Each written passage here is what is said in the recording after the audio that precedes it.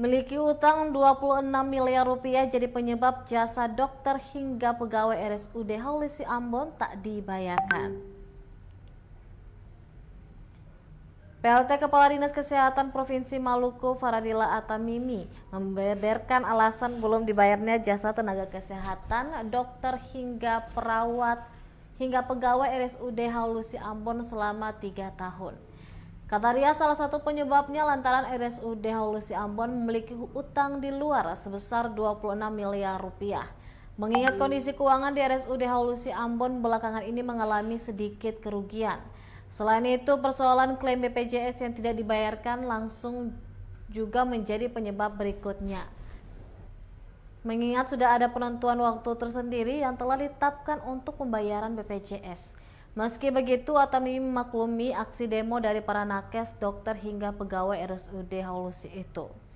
Diberitakan sebelumnya, puluhan nakes, tenaga medis, dan pegawai RSUD Dr. M. Haulusi Ambon kembali berdemo pada Senin 18 Desember 2023. Pasalnya jasa pelayanan tenaga kesehatan sejak tahun 2020 hingga 2023 urung dibayar hingga kini.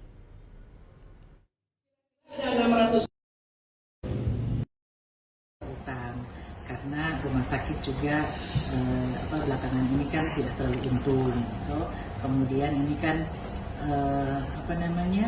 seperti misalnya klaim contoh klaim BPJS itu kan tidak dibayarkan langsung, itu kan harus ada tenggat waktunya baru dibayarkan.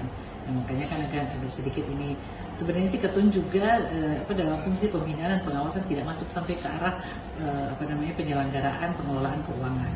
Ketun cuma ke arah yang besar saja. Nah, sekarang ini karena ada permasalahan ini, makanya Ketun bisa masuk sampai ke dalam untuk pembinaan dan pengawasan.